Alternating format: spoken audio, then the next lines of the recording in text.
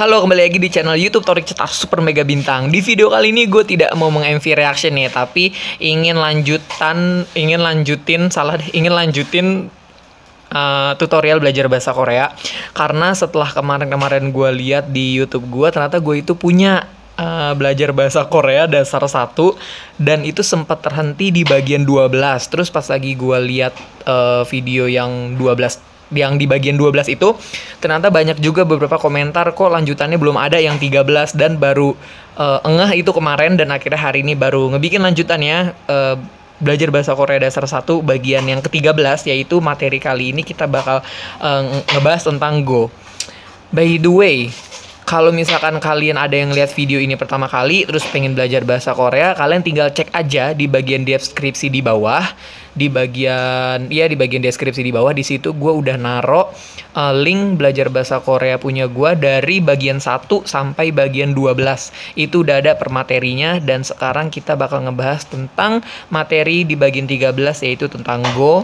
Jadi kalau kalian ada yang nonton video ini baru pertama kali terus kalian penasaran di mana sih bagian 1, bagian 2, 3 sampai bagian 12, itu udah gue jelasin di bawah, di bagian deskripsi di bawah itu udah gue taruh semua linknya. Jadi kalian tinggal nonton aja, kalau pengen dari pertama boleh, kalau dari berbagai materi yang pengen kalian kepoin juga boleh gitu.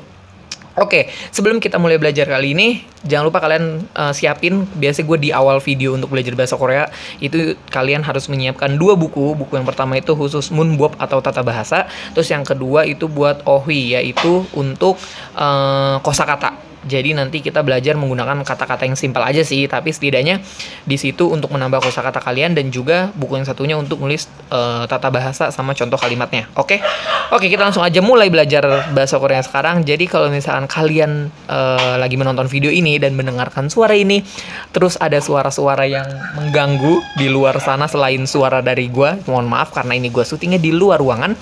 Jadi apa adanya, oke? Kita langsung mulai aja sekarang dari Korea dasar 1 bagian 13. Materi kali ini kita akan ngebahas tentang Go. Kalian tahu kan penyebutan O ini, karena O itu ada 2 kan. Ada yang O-nya itu seperti ini, ada juga O yang kayak gini. Kalau O yang ini dia dibacanya O, kalau ini O, lebih bulat O-nya, sedangkan yang ininya lebih nggak bulat kayak yang ini. Nah, sedangkan yang kita pakai sekarang O-nya itu yang ini. Jadi Go, bukan Go, tapi Go, gitu ya. Kita langsung buka aja di slide berikutnya. Oke, Go itu yang artinya lalu. Syarat penggunaan kata Go ini atau tata bahasa Go ini, yang pertama, untuk penggunaan kata Go harus ditulis secara sistematis, berurutan, kalimat tidak boleh tertukar. Artinya kalimat ini harus sistematis, harus berurutan sesuai kegiatan dan sesuai waktunya. Contohnya, saya makan nasi lalu olahraga, atau dibalik, saya olahraga baru makan nasi. Kan di sini ada 2 perspektif ya. Lebih bagus yang mana, lebih sehat yang mana, dan lebih buruk yang mana.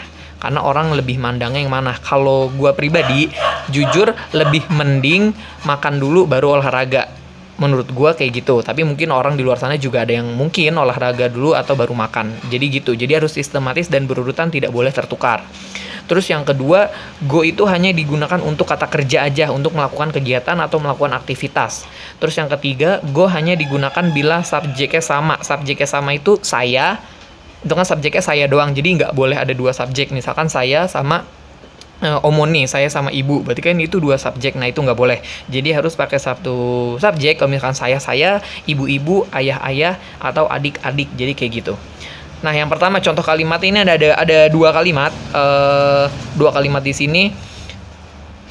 Gimana cara menggabungkannya dengan tata bahasa Go ini gitu. Jadi kalimat yang pertama, Jonan babel mogoyo. Yang kedua ada Jonan hagyoe kayo. Nah ini yang pertama artinya Jonan saya makan nasi. Terus yang kedua saya pergi ke sekolah. Jadi saya makan nasi, saya pergi ke sekolah. Kan penyebutannya gitu agak sedikit ribet ya. Nah makanya di sini kita masukkan tata bahasa Go ini, yang artinya tuh saya makan nasi lalu pergi ke sekolah. Jadi kayak gitu kan. Dan ini subjeknya sama-sama Jonan, yang artinya sama-sama saya gitu kan. Karena di sini untuk aturan nomor 3, Go itu hanya digunakan bila subjeknya itu sama. Oke, dari dua kalimat ini kita membuat satu kalimat menggunakan tata bahasa Go ini. Yang pertama, Jonen babel mogoyo, Jonen hagyoe kayo. Bikin kalimatnya menjadi Jonen babel mogo, hagyoe kayo. Kenapa di sini mogo kita nggak pakai ayo oyo?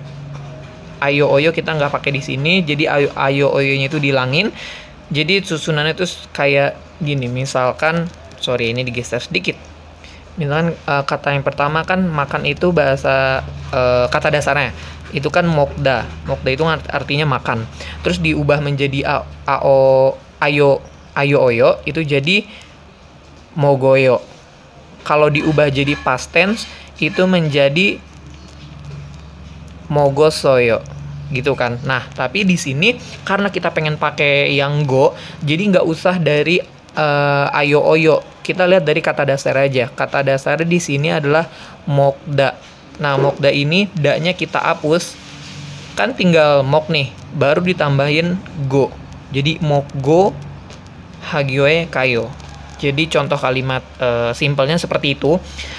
Yang go itu artinya lalu, jadi untuk menggabungkan dua kalimat yang terpisah menjadi satu, contohnya yang tadi ini udah gue tulis, Jonen babel Jonen babel mogoyo sama Jonen hagyoe kayo digabungin jadi Jonen babel mogo hagyoe kayo.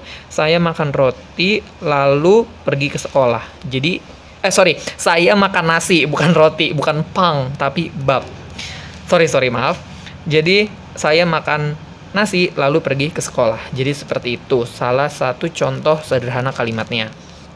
Terus yang berikutnya ini Jonen undong heo sama Jonen babel mogoyo. Nah, diubah menjadi kalimatnya. Jadi gimana? Jonen undong hago babel mogoyo. Kenapa hago? Undong heo. Undong heo itu kata dasarnya dari undong hada. Undong hada ini da-nya ingat kita hapus diganti go. Jadi undong hago babel mogoyo. Contoh yang kedua, Jonen cinggurel mannayo Jonen yonghwarel buayo. Di sini kita ubah jadi Jonen cinggurel mannago yonghwarel buayo. Buayo itu bentuk aoyo dari kata dasarnya boda ya. Boda itu artinya melihat atau menonton, kita ubah menjadi buayo. Jadi bentuk kalimatnya seperti ini. Kenapa? Karena da-nya kita hilangin. Kayaknya di beberapa bagian belajar bahasa Korea udah gue ajarin ya. Jadi di sini, sorry tadi videonya kepotong sedikit ya karena tadi ada urusan sebentar.